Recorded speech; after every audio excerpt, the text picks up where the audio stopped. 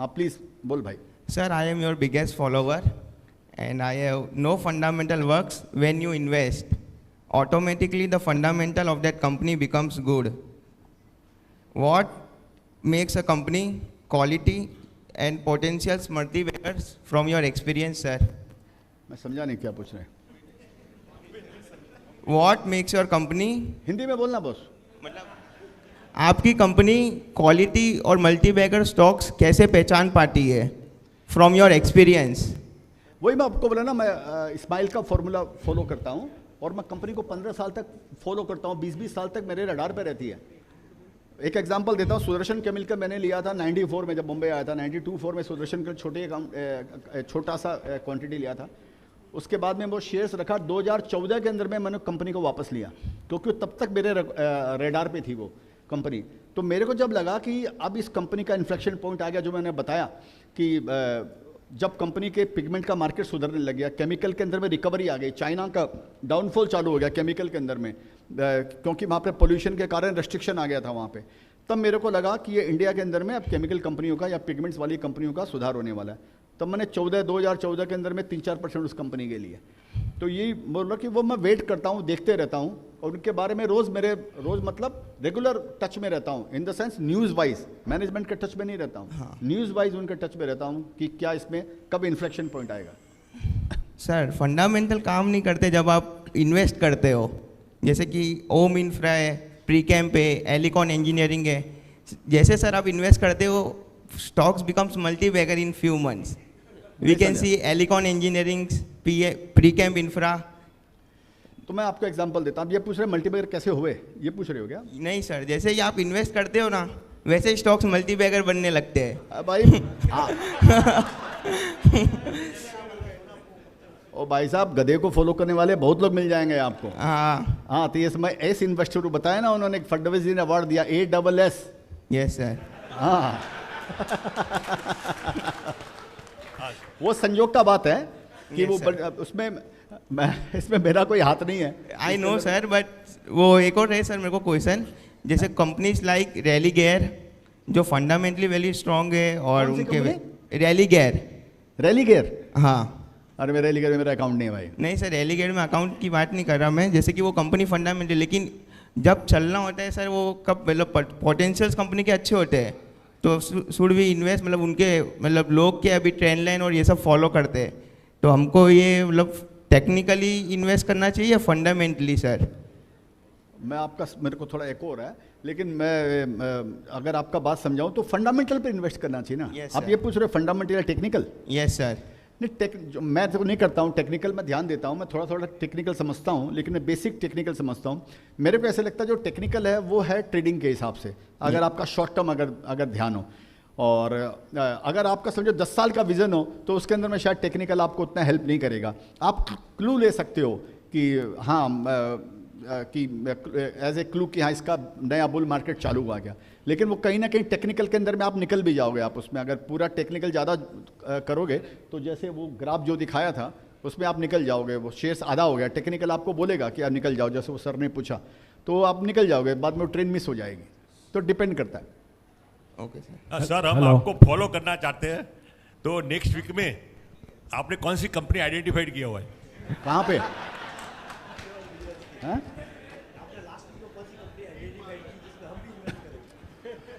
नहीं, मेरे कंपनी का रिलायंस इंफ्रास्ट्रक्चर।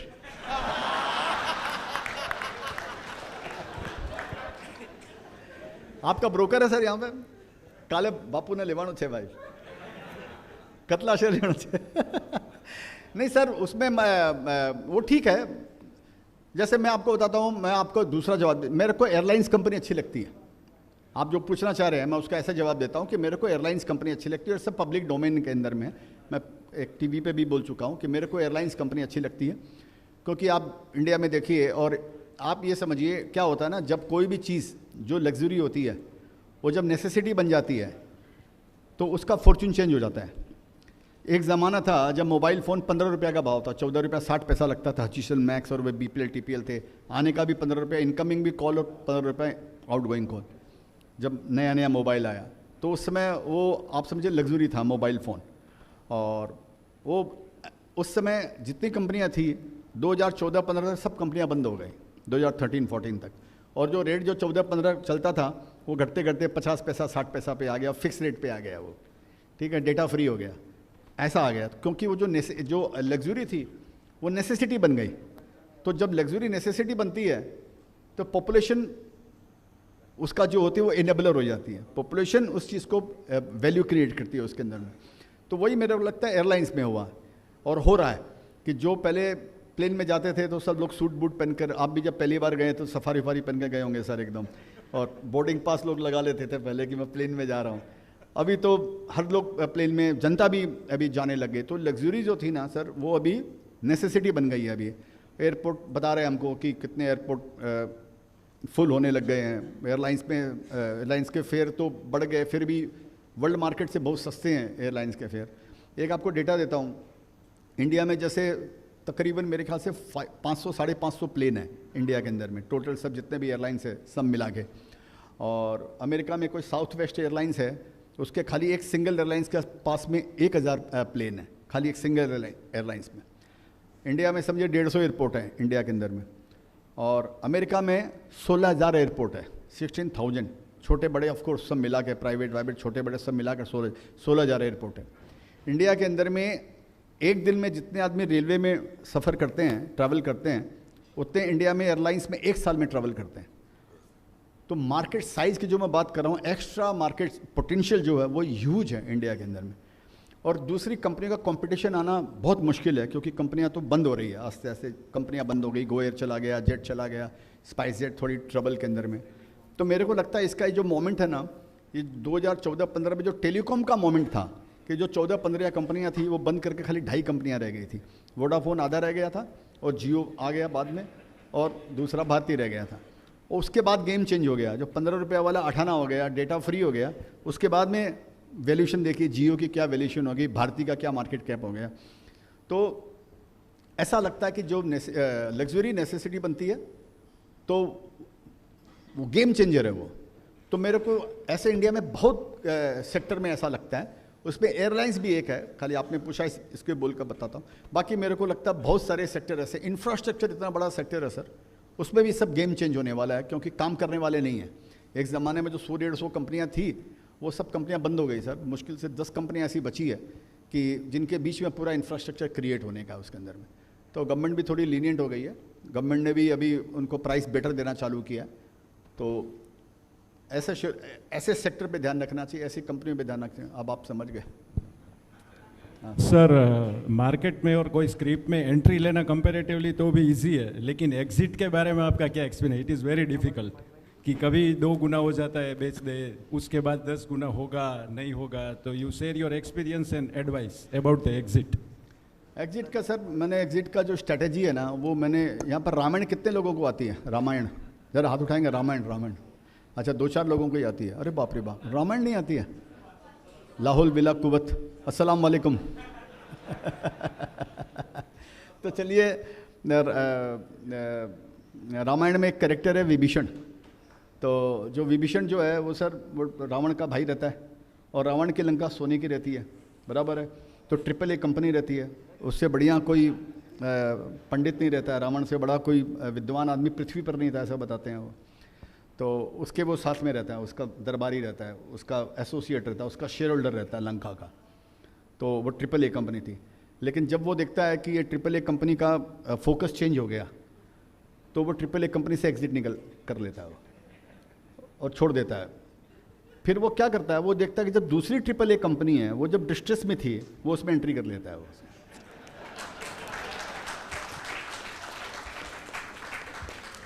तो ये एंट्री और एग्जिट इसका ये है कि वो AAA कंपनी रहे, AAA इन द सेंस कि अपना जो फोकस है उस काम पे फोकस में रहे, वो डीफोकस नहीं होए, और वो अपना काम करता रहे। तब तक आप भी उसके साथ में रहिए। जब लग रहा है वो डीफोकस हो रही है, तो आप उसमें निकल कर दूसरी कंपनी में आप जा सकते हो। तो मैं एग्जिट को ऐसा लगाता हूँ कि फोकस चेंज हो जाता है मैनेजमेंट का, तो मैं निकल जाता हूँ, और या वैल्यूएशन बहुत हाई हो जाती है, तब मैं निकल जाता हूँ कि वैल्यूएशन इरेजिस्टेबल हो जाती है वैल्यूएशन।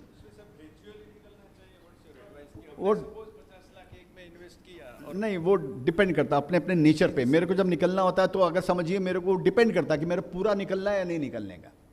वो डिपेंड करता है आपके ऊपर में। आपको लगता है कि वो ख़त्म ही हो गई है, समझिए वो कंपनी का प्लेटू हो गया है, तब तो आप पूरा ही निकल जाएंगे। अगर आपको लग रहा है उसका ग्रोथ प्लेटू हो गया, आपको ये लग रहा है कि नहीं ग्रोथ अभी भी बाकी है, लेकिन मेरे को कुछ पैसा निकाल लेने का, मेरे को मैं कंफर्टेबल हो जाऊँ, तो आप थोड़ा बहुत बेचेंगे। सब आपके पास बहुत सारे इन्वेस्टमेंट्स के लिए लोग प्रपोजल लेके आते होंगे, तो आप किस बेस पर रिजेक्ट करते हो कि ये नहीं करूँगा और ये करूँगा? मान लीजिए कि प्रमोटर्स देखेंगे, आप इंडस्ट्री देखेंगे, आप बैलेंस शीट स्टडी करेंगे, तो आपकी वेटेज क्या रहेगी? नहीं सर, पहले तो बात को प्रपोजल बहुत आते रहते हैं, और मेरा क्योंकि मैं फ़ंड नहीं चलाता हूँ, मैं लोगों का पैसा मैनेज नहीं करता हूँ, तो मैं अपना ही पैसा मैनेज करता हूँ, और मैं हर समय फुल टाइम फुली इन्वेस्टेड रहता हूँ, तो मेरे पास में लिक्विडिटी की कमी रहती है। तो बाकी जो लोग बताते हैं, तो वो 100 में से एक को मैं ऐसे उड़ा देता हूँ कि भैया मेरे को काम नहीं करने का, 100 में से 99 को समझ लीजिए काम। क्योंकि अगर मैं किसी नए में काम करूँगा तो मेरे को पुराना बेचना पड़ेगा, तो मैं नई से ही खुश हूँ, तो मैं फिर नए से ही खुश हूँ कि मैंने पुराने से ही खुश हूँ, क्योंकि मैं उसको बेचूँ। मेरा सवाल ये भी था कि अगर आपने सिलेक्ट कर लिया तो उसके पहले आपकी पूरी प्रोसेस होगी कि आप ये सिलेक्ट कर रहे हो, तो कौन से बेसिस पर आप सिलेक्ट करोगे और रिजेक्ट करोगे? मेरे को सबसे इंपॉर्टेंट पॉइंट जो मेरे को लगता है सर, वो मेरे लिए जो सबसे ज़्यादा ज़रूरी है वो है ग्रोथ, वो सेक्टर की ग्रोथ और कंपनी की ग्रोथ। और दूसरा सबसे ज़्यादा इंपॉर्टेंट था प्रमोटर, कि वो, क्योंकि अल्टीमेटली देखिए आप ये समझिए कि चाहे आप मर्सिडीज चला रहे हैं या आप ऑल्टो चला रहे हैं, जो ड्राइवर है वो ज़्यादा इंपॉर्टेंट है। आपको यहाँ से गांधीधाम जाना है तो जो भी आपको 45 मिनट टाइम लग रही है, मर्सिडीज़ में भी उतनी टाइम लगने वाली है सर, ऑल्टो में भी उतने टाइम लगने वाले हैं, क्योंकि ट्रैफिक के हिसाब से आपको जल्दी नहीं पहुँचे, 1 मिनट इधर या उधर हो सकता है, बल्कि मर्सिडीज़ में आप देरी से पहुँचोगे क्योंकि आप थोड़ा संभल कर चलाओगे, और क्योंकि पैसा लगा हुआ बहुत ज़्यादा उसमें, तो पहुँचेंगे दोनों एक ही टाइम के अंदर में। तो ये उसका ये जवाब है कि मैं वो देखता हूँ कि हाँ भाई ठीक है, अगर मैनेजमेंट, अगर वो ड्राइवर ही अगर गड़बड़ है तो आपकी मर्सिडीज़ को ठोक देगा, और ड्राइवर अच्छा है तो आपकी ऑल्टो को भी वो आपके डेस्टिनेशन में पहुंचा देगा। तो जैसे मैं कई जगह बोलता हूं, जैसे एक पिक्चर देखी थी सर, वो कहानी, उसमें विद्या बालन बोलती है ज़िंदगी में 3 चीज़ ज़रूरी है, एंटरटेनमेंट एंटरटेनमेंट एंटरटेनमेंट। तो मेरे को विद्या बालन बोला कि तेरे लिए 3 चीज़ ज़रूरी है, मैनेजमेंट मैनेजमेंट मैनेजमेंट। तो अपने खाली मैनेजमेंट पर फोकस करते हैं सर।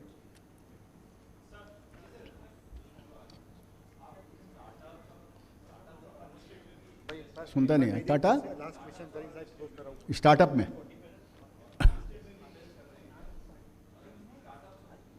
हाँ, स्टार्टअप में किया मैंने, 13-14 स्टार्टअप में इन्वेस्ट किया। तो स्टार्टअप्स और इन्वेस्ट जो अनलिस्टेड स्पेस में इन्वेस्ट करते हैं आप, तो वहाँ पे आपकी इन्वेस्टमेंट साइकोलॉजी क्या रहती है? नहीं, मेरा सेम रहता है, स्टार्टअप में भी मेरा सेम वो थीसिस रहता है कि ये कंपनी क्या डिसरप्ट कर रही है, ये स्टार्टअप से बड़ी कंपनी कब बनने वाली। तो जब भी बनेगी, जब कोई ना कोई प्रोडक्ट लेकर आया है, जो प्रोडक्ट को उसके अंदर में ग्रोथ होनी चाहिए, तो उसमें भी मैं सेम मोटा मोटी उसमें सेम ही उसमें करता हूँ। उसमें भी मैनेजमेंट सबसे ज़्यादा इंपॉर्टेंट है, कि अगर वो मैनेजमेंट को उसमें, बल्कि लिस्टेड से ज़्यादा इंपॉर्टेंट है उसका माइंडसेट, क्योंकि इतने उतार चढ़ाव आने वाले हैं, हर 3 महीने में 6 महीने में नई नई प्रॉब्लम आने वाली है। कभी आदमी छोड़ के चला गया, कभी पैसे की तंगी आ गई, कि प्रोडक्ट सक्सेस नहीं हुआ।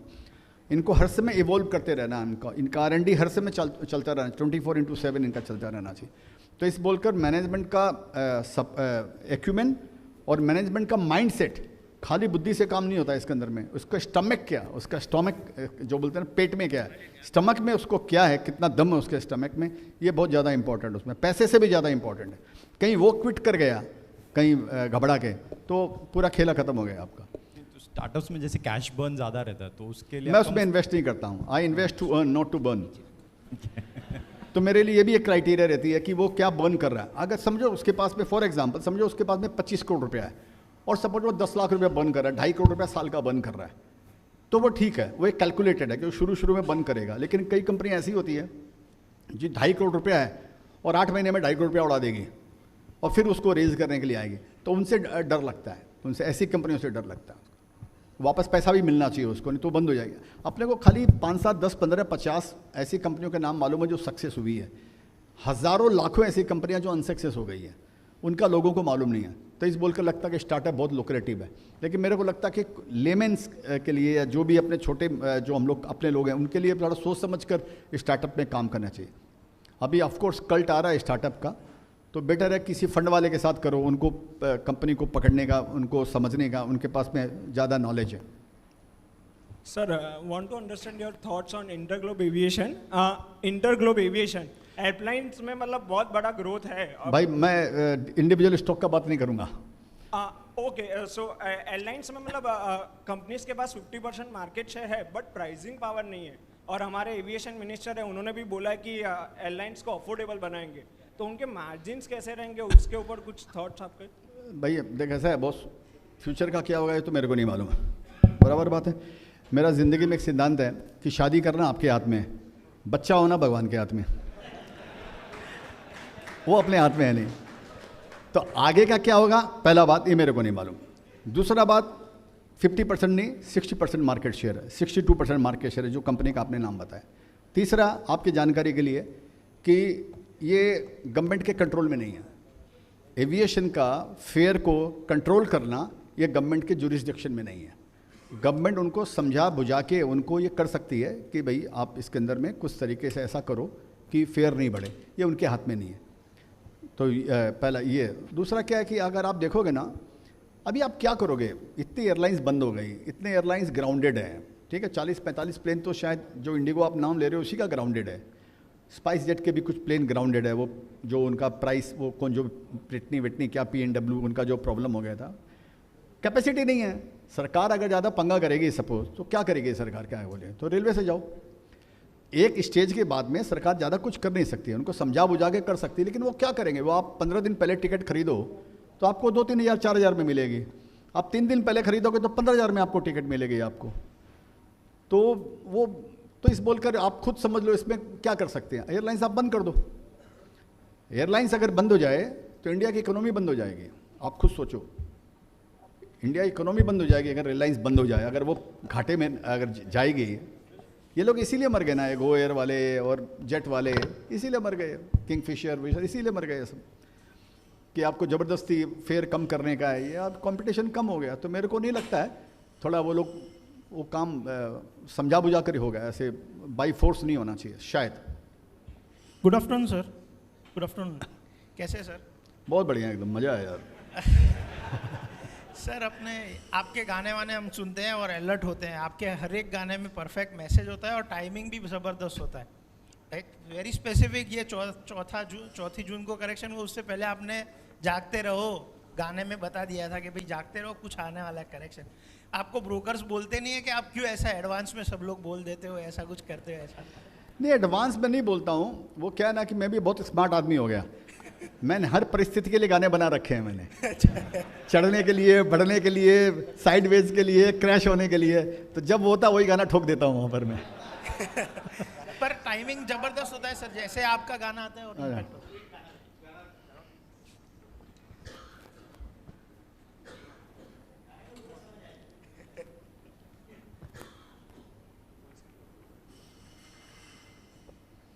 साउंड नहीं है भाई, कमल हसन की पिक्चर है ये। वो आई थी ना कोई साइलेंट मूवी कमल हसन की कोई।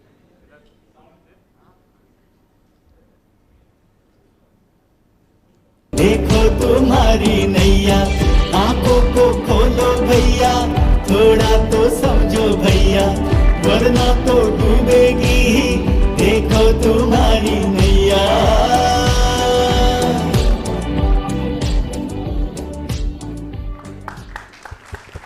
Thank you.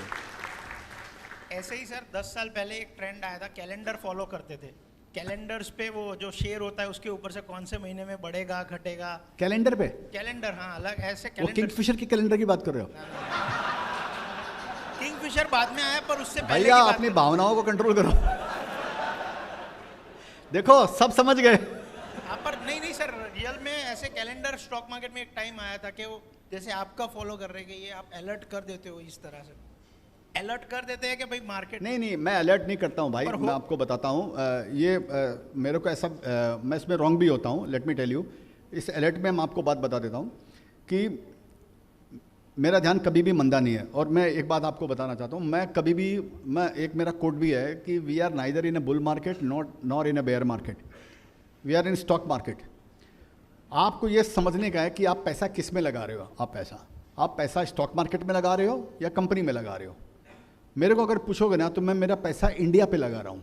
मैं जो बार बार आपको ये बात कर रहा हूँ कि मैं एक्स्ट्रा मार्केट पोटेंशियल अब मैं उसको खाली सोच रहा हूँ, मेरा ध्यान खाली उस चीज़ के अंदर में रहता है, इसलिए कभी कभी मैनेजमेंट की क्वालिटी में थोड़ा बहुत कॉम्प्रोमाइज़ मैं कर सकता हूँ उसके अंदर में।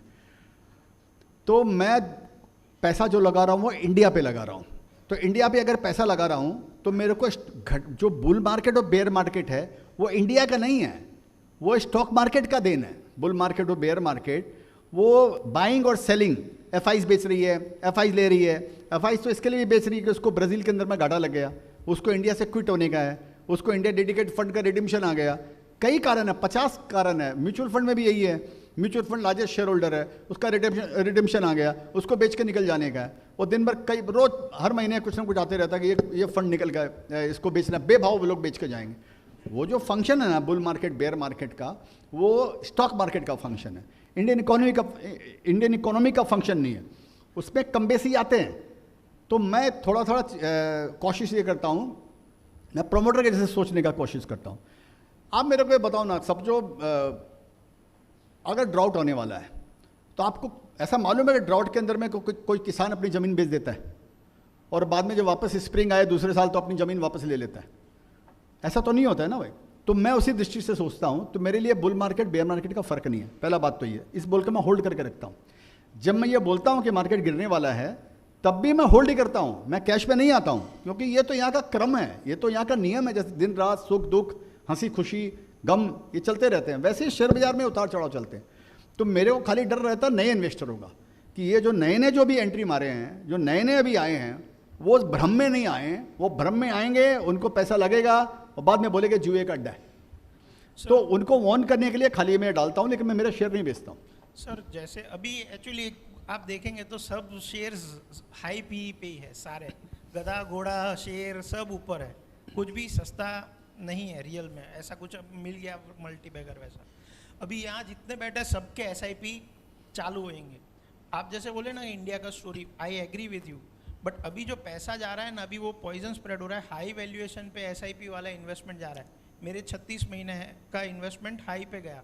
मैं बैलेंस सोच के किया था कि हर एक लोज हाइस पे SIP मेरा कंट्रीब्यूट होगा, एवरेज हो जाएगा। अब ज़्यादा ऊपर है, ओवर वैल्यूड है, तो जो सीजनड प्लेयर है वो एग्जिट कर रहे हैं, ऑपरेटर्स बेच रहे हैं, और म्यूचुअल फंड यस। सो जो स्प्रेड हो रहा है वो मैं आपको बताता हूँ शॉर्ट में दोस्त, अगर आपको लग रहा है ना कि कहीं ये हाई पी है, कहीं आपको लग रहा है कि वैल्यू इरिजिस्टिबल है, SIP है सर, जनरल है वो तो। नहीं सुनिए, SIP जो है ना बॉस, आप